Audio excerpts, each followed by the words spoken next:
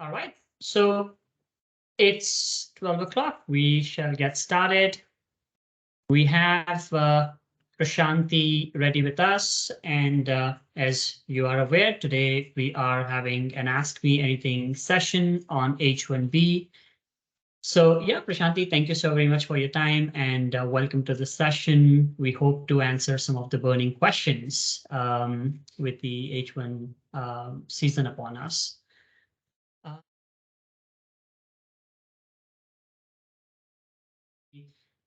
What is USCIS's current position on speculative employment? Can companies file petitions without showing proof of work? Yes, again, that's a very important question because a lot of employers are asking that and employees as well. With the new law, I mean, a little bit background on this. There was a court case that was filed by IT-Serve, which is a conglomerate of consulting companies, and they filed it against USCIS.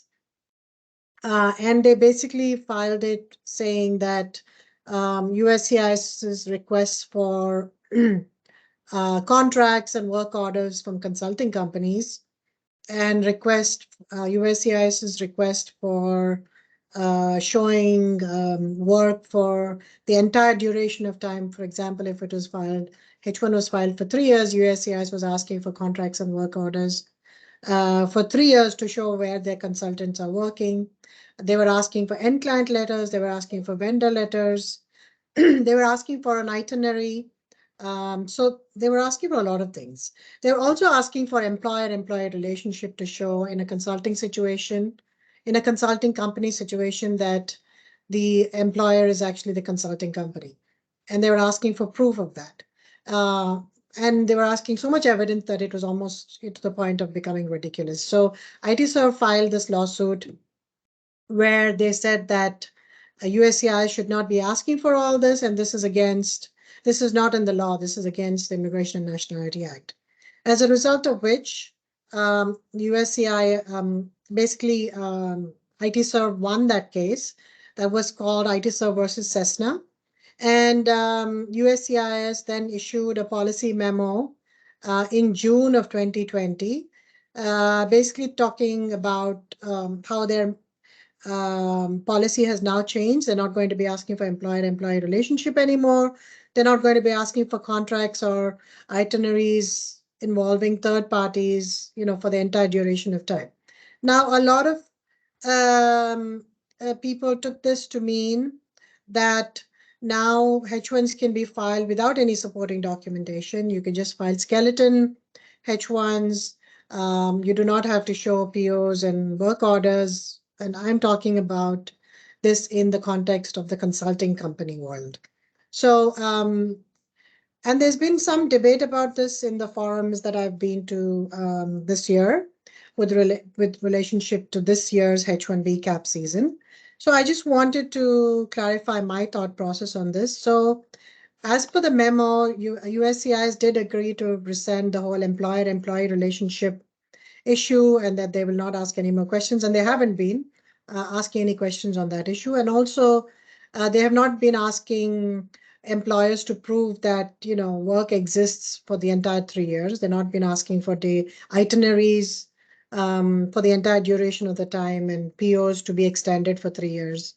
But on the question of speculative employment, that is whether an employer has to show that work exists at the time of filing the petition and what evidence should be provided at that time.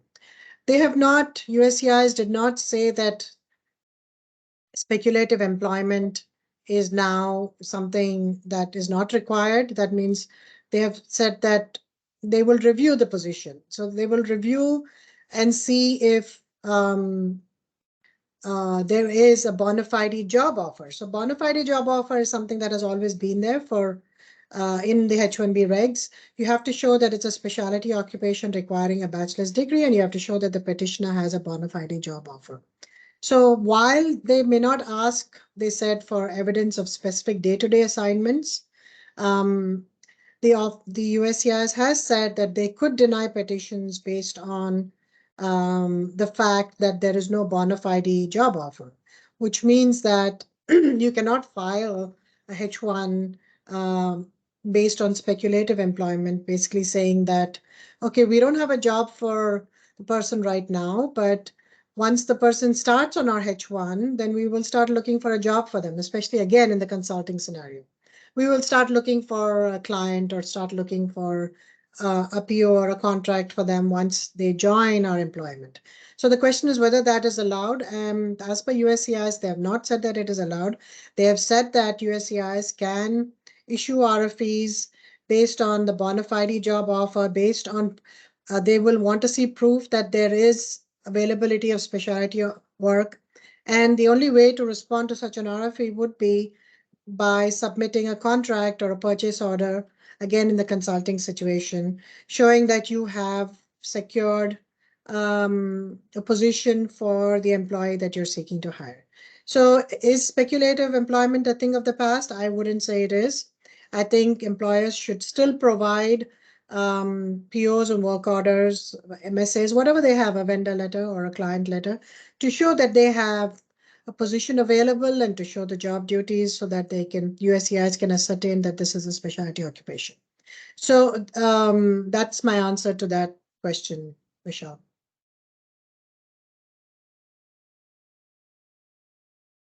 Jump to the next question.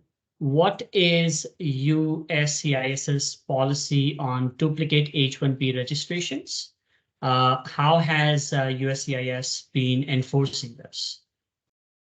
So that's another $1 million question, because as we know, duplicate registrations is a thing. So duplicate registrations is when the one person like Bob registers several times for it could be either the same company or different companies. So now in the situation of same company, that is not allowed. Duplicate, one company cannot register for the same person more than once. But on the other hand, Bob can register his application through several companies, through XYZ companies, provided, and this is the caveat, provided that there's no collusion between companies XYZ to get to a collusion to allow Bob to get a higher chance of getting picked in the lottery by colluding together and filing several registrations. So basically XYZ colluded together and said, okay, let's all file registrations for Bob so that he has a better chances of getting it in the lottery. So if there's any collusion, then that is not allowed. But if there is no relationship between XYZ or there was no collusion between XYZ to give Bob a better chance of getting accepted in the lottery, then that is allowed. So with reference to what is USCIS doing with reference to finding out whether there's a collusion or not, or trying to figure that out, or sending out RFEs. Last year, before that, there really not much was done. We didn't see much effort on the part of USCIS to kind of hamper down these duplicate registrations filed on collusion. But in the recent past, so last year, we've seen quite a few notice of intent to revoke and notice of intent to deny. These are cases that have already been approved in the CAP, and then they send out a notice of intent to deny or revoke.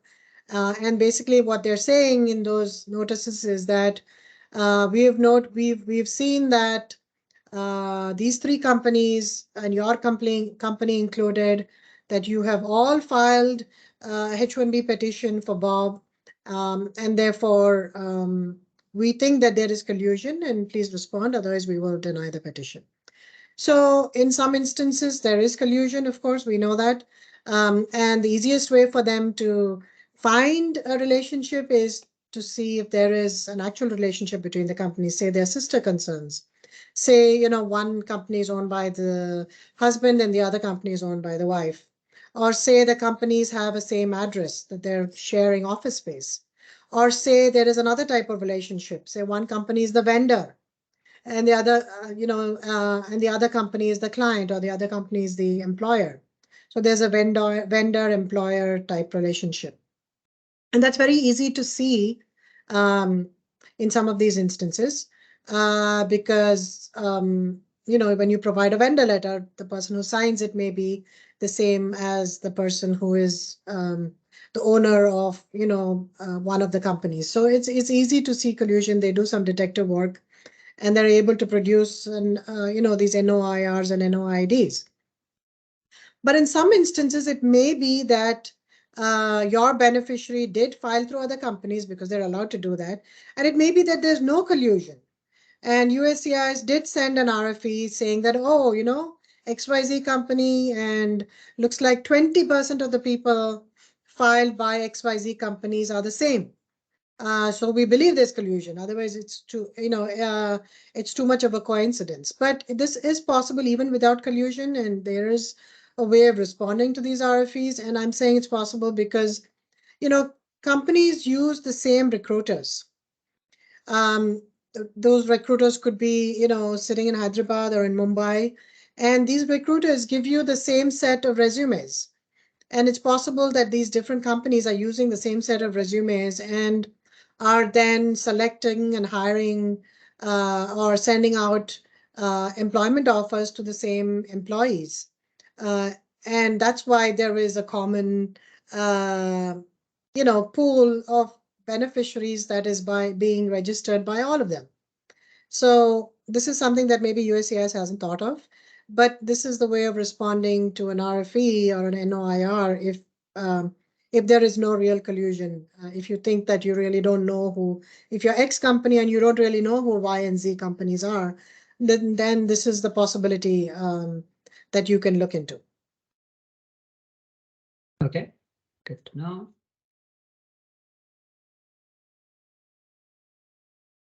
Moving on to the next one. How can we sponsor H1-B without a project in the US? Right. So we just talked about speculative employment, and this is a classic case of speculative employment and whether it's possible to sponsor a H1 without actually having a job for the person that you're hiring. And again, this is only applicable in the consulting company scenario. If you're a lawyer or if you're a doctor, then to show that you have employment, all you have to show is the volume of your business and what kind of business you're doing and why you need to hire that additional lawyer or doctor. But in this consulting company scenario where you're purely doing body shopping, you have to show that you have a project.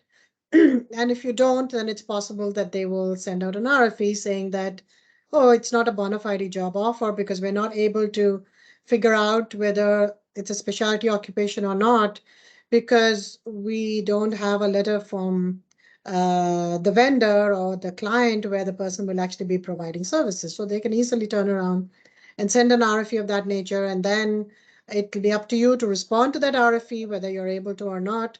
It's possible that you might be a product development company and you might be able to respond saying that you have a product and that person is going to be working at that site, then you have to show proof of that.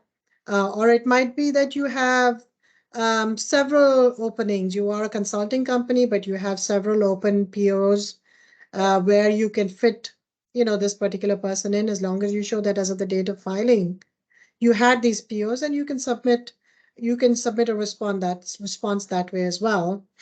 Remember, the key thing is you do not have to show that you have a job or opportunity or proof of job opportunity at the time of filing the registration. You need to show this only at the time of filing the H1-B petition. So if you're doing a registration in March and you're filing your H1-B petition in June, then the time to show the availability of work is only at that time of filing the petition in June.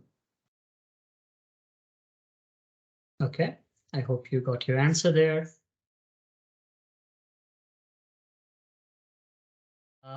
The next question I have here is, I have done graduation BSc Biology and then Master of Computer Application 3 years, computer science as subject.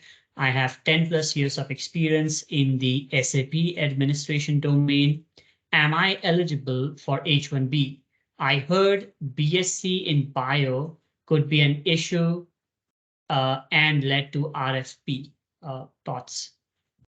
Yes, so you do qualify, good news. And you qualify because you do have either a bachelor's degree or higher. It's bachelor's degree or higher. So if you have a higher, if you have a PhD in computer science, absolutely, you do qualify. That's just the minimum requirement. So the fact that you have a bachelor's in bio doesn't really matter, because when they'll look at the degree that is relevant. So if you do have a degree that is not relevant, but you also have a degree that's relevant, as long as that degree is a bachelor's or higher, then you qualify based on that specialty occupation rule that you have to have the equivalent of at least a bachelor's degree in the field, in the area that you're going to be working in. Okay. So I hope that answers that query.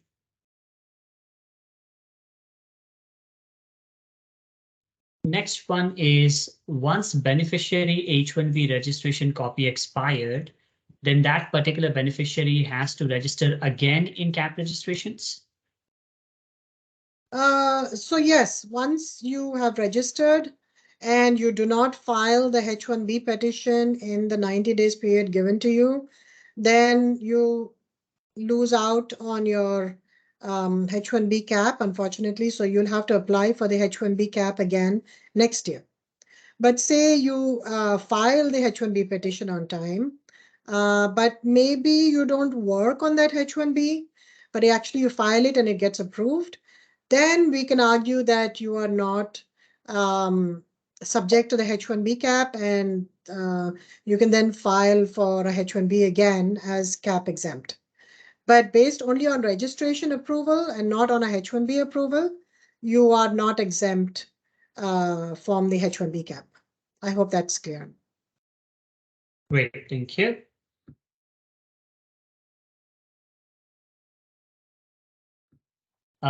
Next question is, what is the maximum limit for one candidate to apply against multiple employers / petitioners? There isn't any limit. I wish there were, because I mean, I sympathize with, especially those students who have been filing their registrations year after year, and, they don't get through, and therefore they're desperate and they have to file, 5 or 6 registrations so that, they improve their chances. But, it's just a broken down system, Michelle. So we have multiple registrations. Last year, we had close to 500,000 registrations. And the year before, it was half of that. So, and we see that most of these are multiple registrations, and we don't know how good a job USCIS is doing in accounting for those multiple registrations and increasing the number of registrations that they're accepting. I mean, after all, they're guessing also. They don't know how many petitions will actually be filed. And last year, they only had one. One time where they had this pick. They had the lottery. The year before, they had the lottery 2 times, and the year before that, they had it 3 times because they didn't get enough. I mean, enough people didn't apply for the H1, the ones that registered. But last year, they only had 1 lottery, and they said that they accounted for all the duplicates. I'm just wondering how they would know how many duplicates there are and how they can actually account for that without just guessing. So I'm just hoping that, they have a better system this year. But to answer that question, you can file any number of registrations as long as it's through different employers and as long as there's no collusion between the employers. There you go. You got your answer there.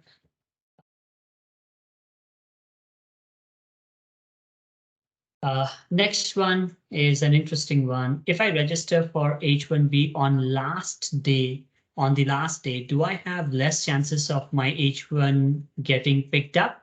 Is it like first come, first serve? No, it's not. So what they do is they collect all the registrations that were done until March 17th, 12 p.m., 12 noon. And then they put them all those cases, they put them through a lottery on the 18th.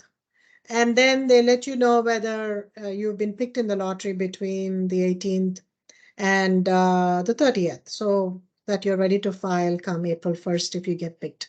So it doesn't matter when you actually register.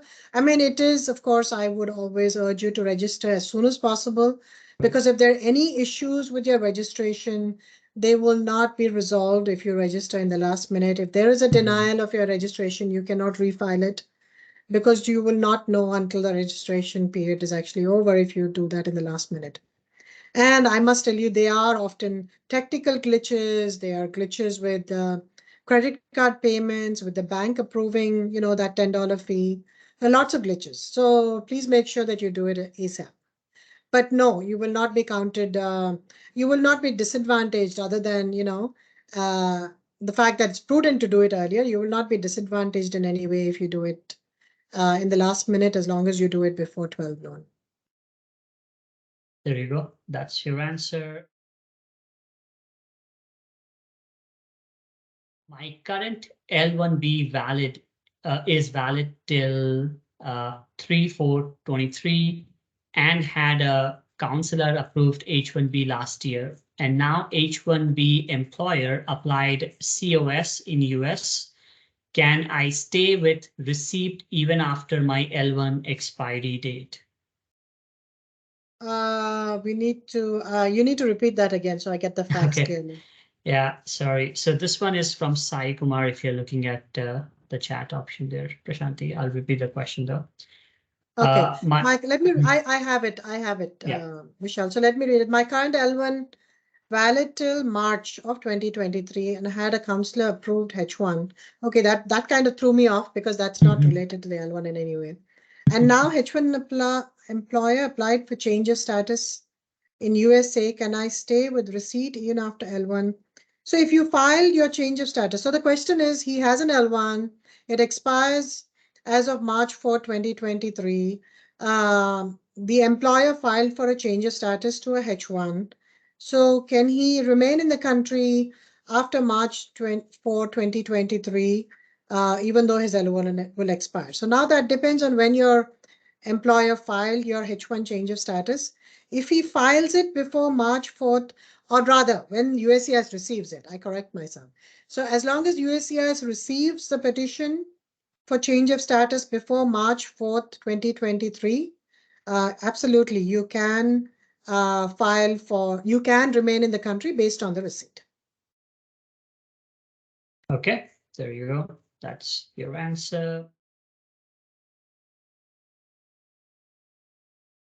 So next up, what is the possibility to show an in-house employment for new petitions if we are a consulting company and don't have any letter or project from any client? Right. So that's a valid question, and I kind of touched on that before. What's the possibility to show in-house employment? Yes, you can show that you have in-house employment as long as you have it.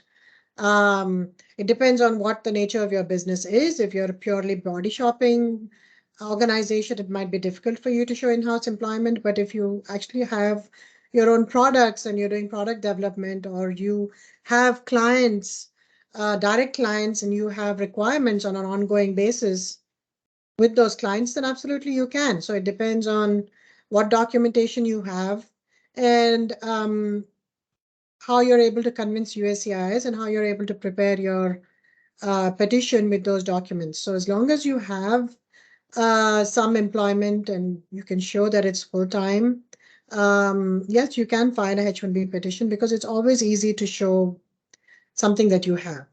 On the other hand, it's difficult to show something that you don't have. So it's something to keep in mind. Correct. Yes. And I mean, again, the second part was they don't have a letter or project from any client. So they're clearly saying that they don't have a client project.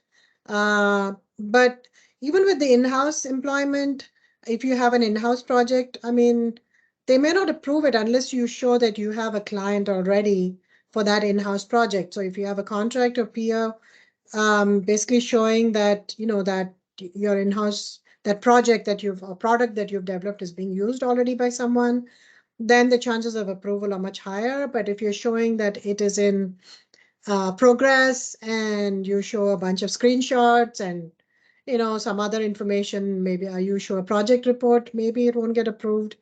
You can try, but I wouldn't say that you file several applications based on this, because then I don't want USCIS to think that there is a pattern here of trying to show something that you don't have. You're filing one-off application, then they may not pay attention to it. Maybe they'll even approve it, because USCIS is not sending a lot of RFPs out nowadays. The only RFPs that are coming out are for specialty occupation and for evaluations, basically educational or work experience evaluations. So there's a possibility that they may not send you an RFP. If you don't, you're fine. But if you get an RFP, then you're stuck unless you're able to show that you have worked for this person. You have the specialty occupation work, and they're well within their rights to ask for it unless there is another lawsuit filed which says that they cannot ask for specialty occupation work. Like there was a lawsuit filed that I was talking about in the beginning of the program, IT Serve versus Cessna, where they said that you cannot show contracts for, there's no need to show contracts for the entire 3 years period of time. Maybe someone has to file a lawsuit based on this because they are sending RFPs based on availability of specialty occupation work and bona fide employment. So based on this, they can still ask for POs and contracts, etc. All right.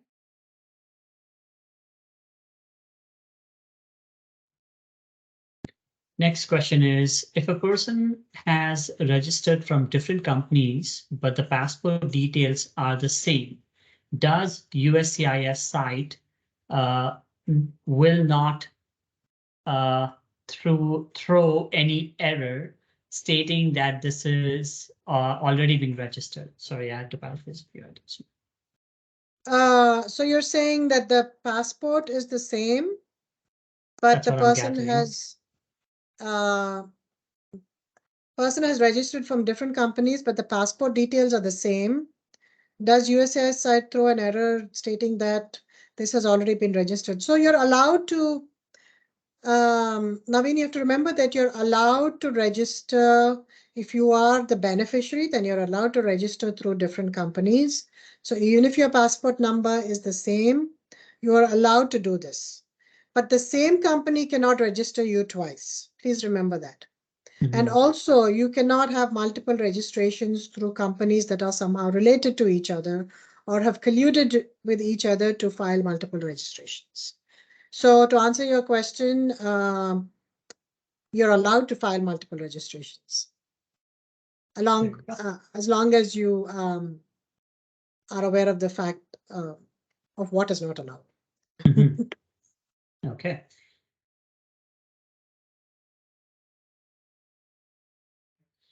The next question is, I have filed H1-B petition in the previous year through a consulting company, and I have attended visa interview recently and got 221G to provide project details, and the firm doesn't have a project in hand as it is a consulting company and are not able to provide any documentation to revert to 221G.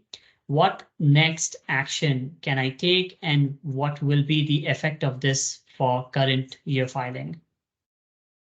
So again, this is an interesting scenario that is coming up.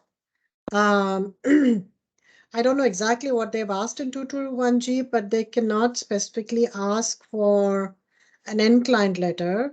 But again, at the same point, they can ask whether there is bona fide employment existing, and they can ask you to produce it through other documentation.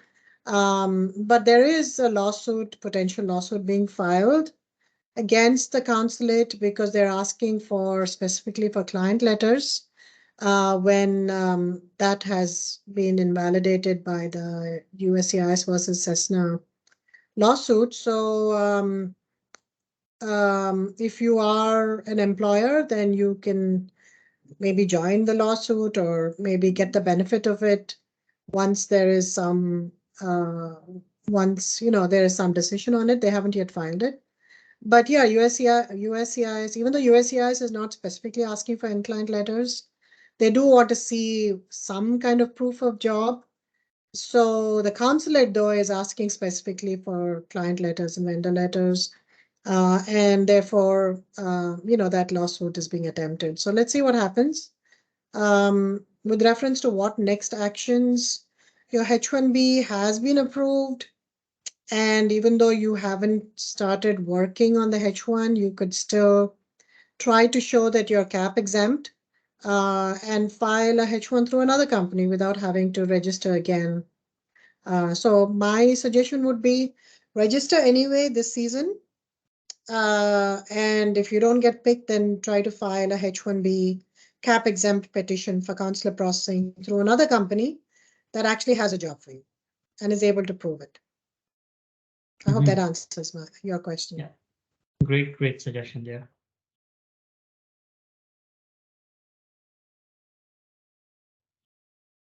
Next one is, if a person's passport has expired and they have a passport renewal slot within the next 2 weeks, are they allowed to file for H1B? Yes, you should be able to. They might send an RFE asking for a copy of the valid passport, and then at that point you can provide it. I don't think, though you should meet all your requirements at the time of filing a petition, but I haven't seen a situation where H1 has been denied simply because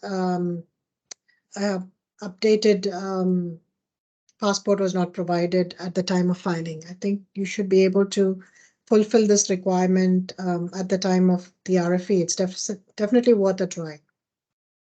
Okay.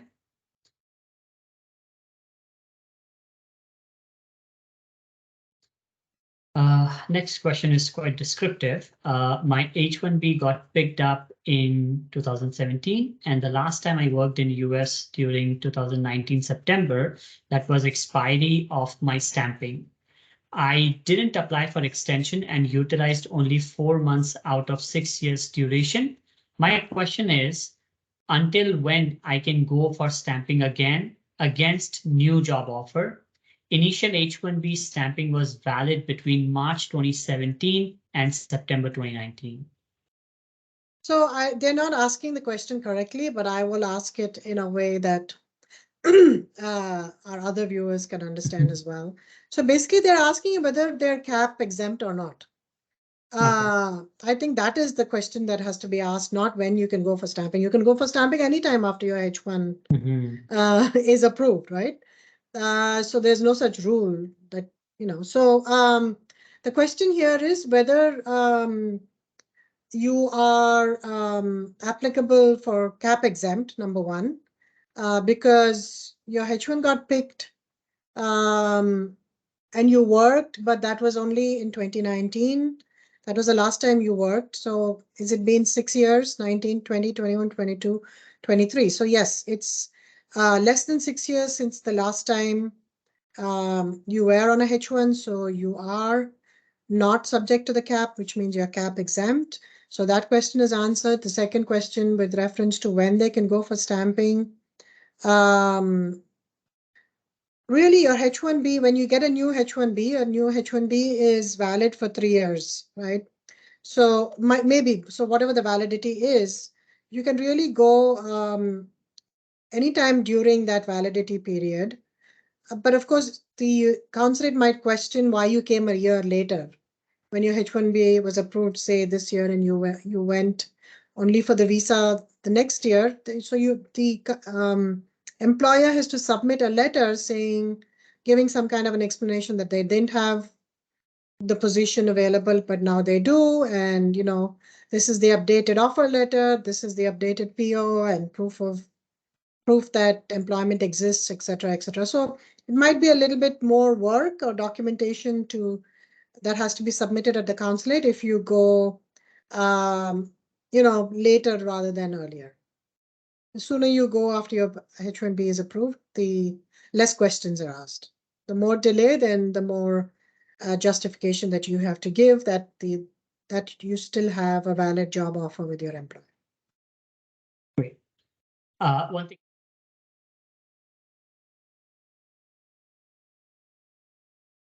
So next question is, once beneficiary completed maximum 6 years duration and did not get I-140 approved, then what is the next step?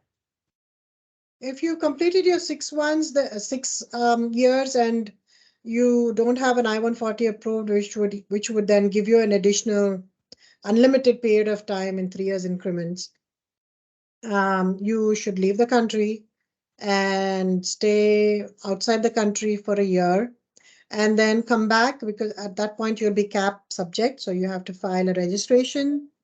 And if you get picked, then you will get a fresh 6 years period on your H1. So that's one way of doing it. Another way is if you have filed the I-140 and you're expecting an approval anytime, and there is a gap really that you're trying to cover between your I-140 approval and expiry of your H1, you could try and file for a change of status from a H1 to say a B2 or an F1. B2 is a visitor's visa, F1 is a student visa. And once your I-140 is approved, then you can try and then file a change of status again from that F1 or B2 to H1 back.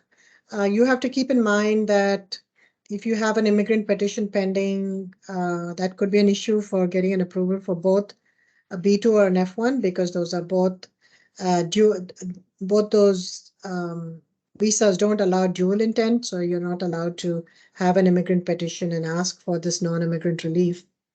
You could also file for a change of status to a H4 if your spouse is on a H1, and that is allowed because there's no dual intent issue with a H4. Otherwise, you can leave the country for a short period of time until your I-140 gets approved, and then you can come back on a fresh H1 once the I-140 gets approved. Or you can file, of course, for time left on your current H1. Say that you have spent 1 month vacationing every year in the last 6 years. You can recapture that time. So that'll be about 6 months time. You can recapture and file a H1 just for the recapture time by showing all the proof of entry and exit. So that's another way of doing it as well, to get some additional time, so that, you'll have enough time to file an extension again once the I-140 gets approved. So those are the various ways of going about that. Great.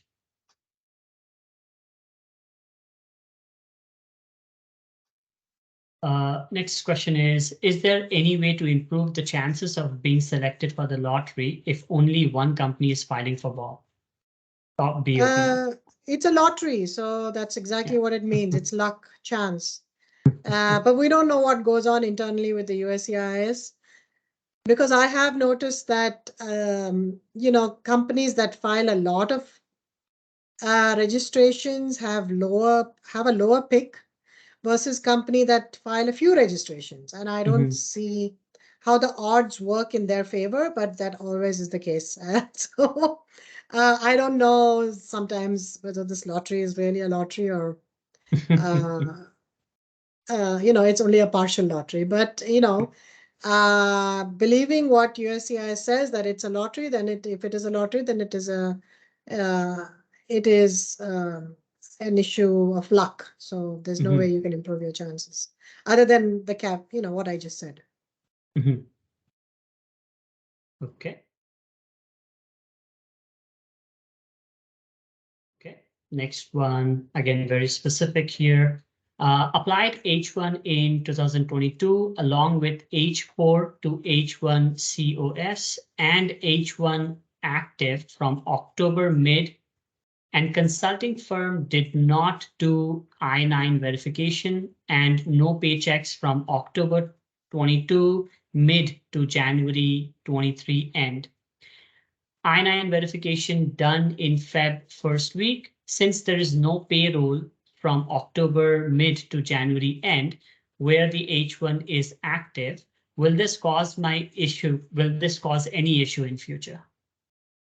So if, first of all, he talked about two different things. He said he filed two different applications, he or she. So the application that is the one that is valid is the application that was filed last. So as per the last action rule, if you filed your H4 last, then that is your status if it is approved. If you filed your H1 last, then that is your status if it is approved. Now, say your status is H1, then you have, the employer has 30 days to put you on the payroll. And if they have not, then you are pretty much out of status. So if you're seeking then some other benefit from USCIS, say you file for an extension or you are trying to get a visa, then that can affect you in the future if someone finds out and asks that question. So yes, it could be a problem if you are actually on a H1 and you're not on the payroll. Again, it's a very specific question and they may not have gotten all the facts in for me to answer that properly. So, that's the caveat I have. Yeah.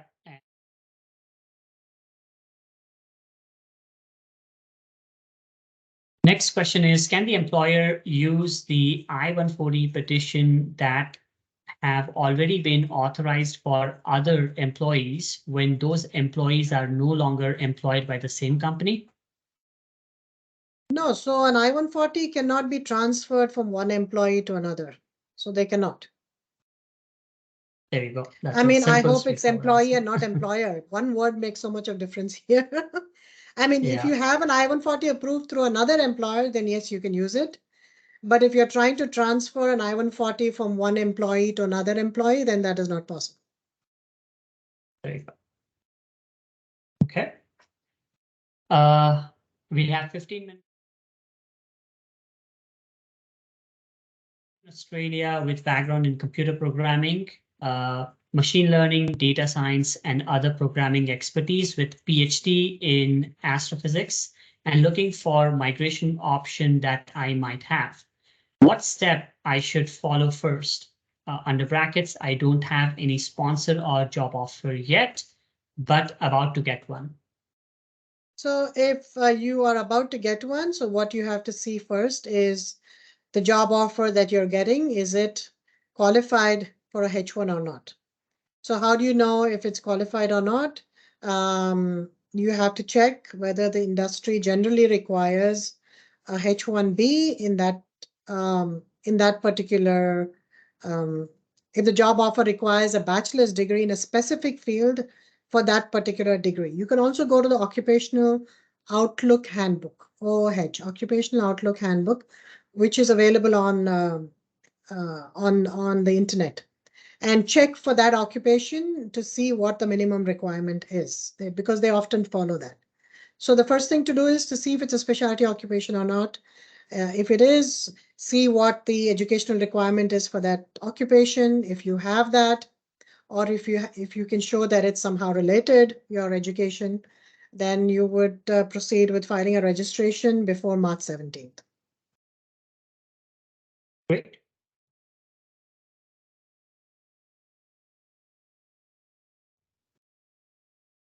Next question is there a second round for 2023 H1B registrations apart from the March 1, 23, March 17 window?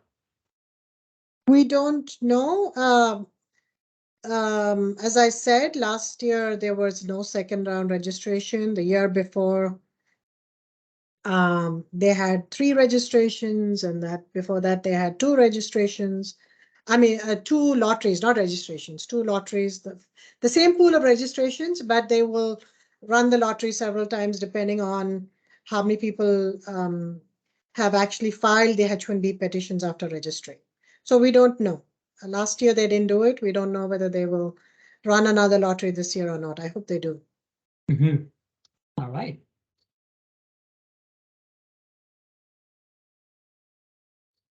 Can I file for H1B this year when my firm I-40 application is about to get submitted in next 6 months? Yes, because H1 is a dual intent visa, you're allowed to file a green card and be on a H1 or file a H1 simultaneously, because that's allowed. Okay.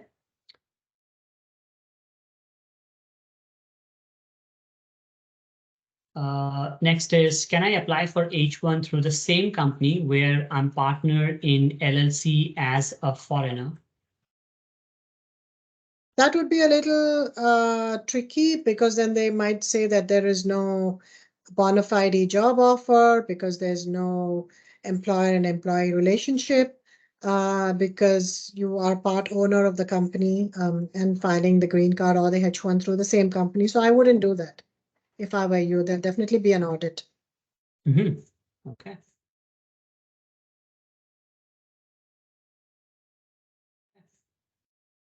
How lottery is choosing the applications based on experience or education? Neither.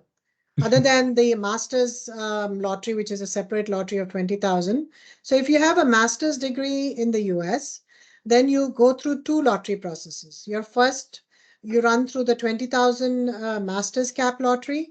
And then if you're not picked there, you get two bites at the apple. Your application is then run through the bachelor's lottery of 65,000. So you get two chances at the lottery. Okay.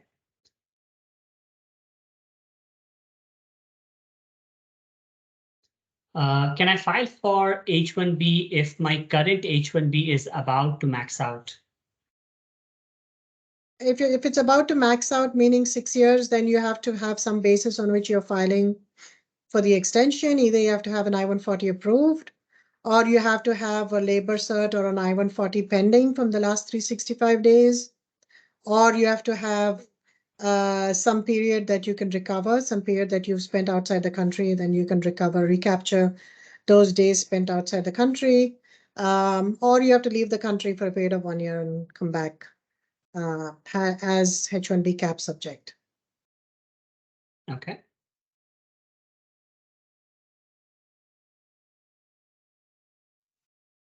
Next is there any possibility to get picked H1B application if we file the application through major MNCs such as TCS, Infosys, etc.? Technically, there should be no difference in the registration or picked rate. But as I said, companies that file large number of applications have a lower pick rate, and that's everyone has noticed that. And companies that file lesser registrations have a higher pick rate. Sometimes they have a pick rate. If they file 2, sometimes both get picked.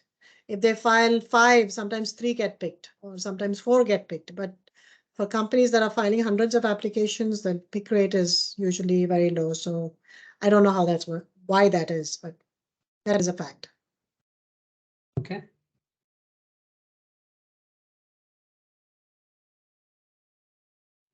I may need to paraphrase this one. Will the person be eligible to travel from India with I-797C and listed to consulate?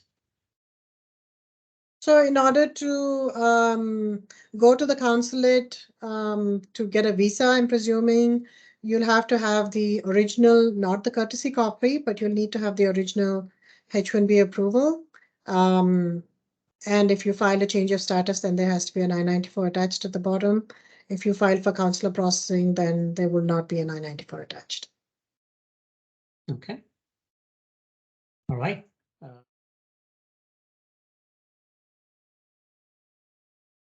The next one is a scenario question here.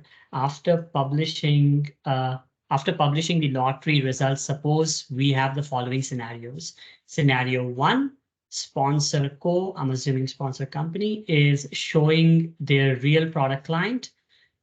Scenario 2, sponsor company is showing their prime vendor as a client. And I think it's scenario 3, sponsor co is showing their in-house project. In all the cases, the probability of my petition approval rate is same or different? In-house project is less, obviously.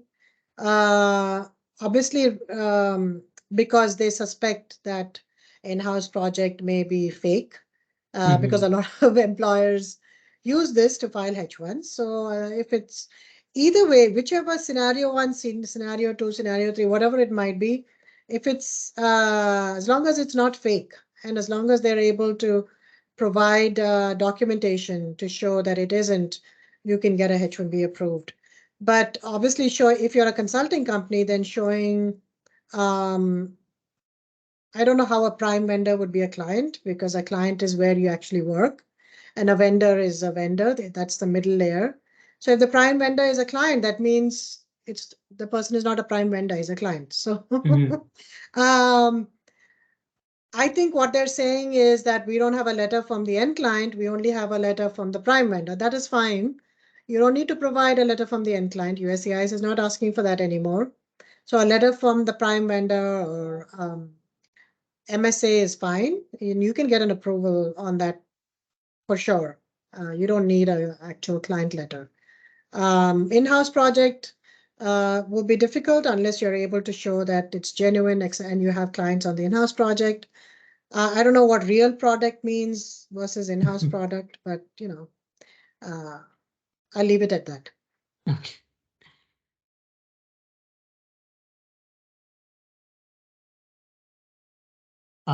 During my professional career, I've around 9 months gap, and I already have medical surgery documents for the same. Do I need to proactively furnish the justification, or compulsory I'll be facing RFE, and that time I need to answer with my medical supporting documents? Well, it depends on what you're filing. If you're filing a H1, then and if you don't have pay stubs, then you should submit that leave letter and medical documents proactively, provided that it's presently ongoing. If that has happened some time ago, then I wouldn't worry about that, because when you're filing a H1, you really have to only show your last 3 months pay stubs. Okay.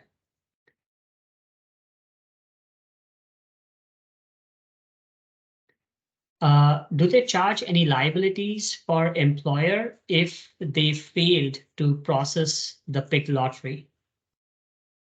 Yeah, good question. So basically, they're saying that the lottery registration is picked, but the person doesn't actually file the petition.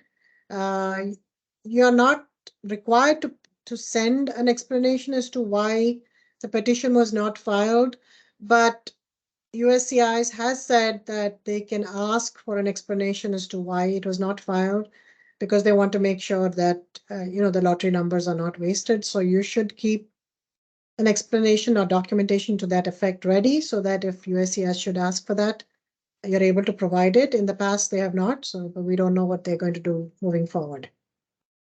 Okay.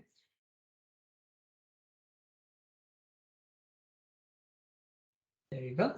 Another one was, would like to understand the expected lottery selection percentage this year. Would it be similar to last year, around 20%? Given the recession, what would be the impact on H1B nominations?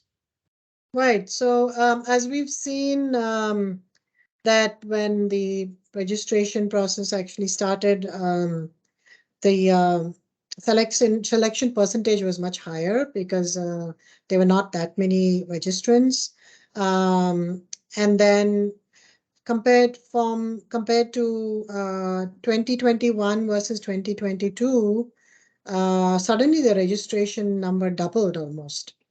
So I'm expecting that the registration numbers will be the same as they were last year. That's close to 500,000.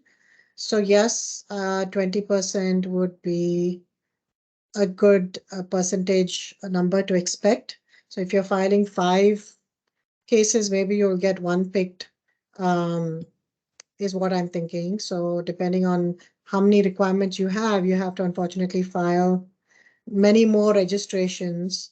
1 out of 5 or 1 out of 4 is what I'm expecting. So let's see what happens. Of course, no one can say, but the recession as such may not affect registrations, because you have to remember registrations are done and people come in next year.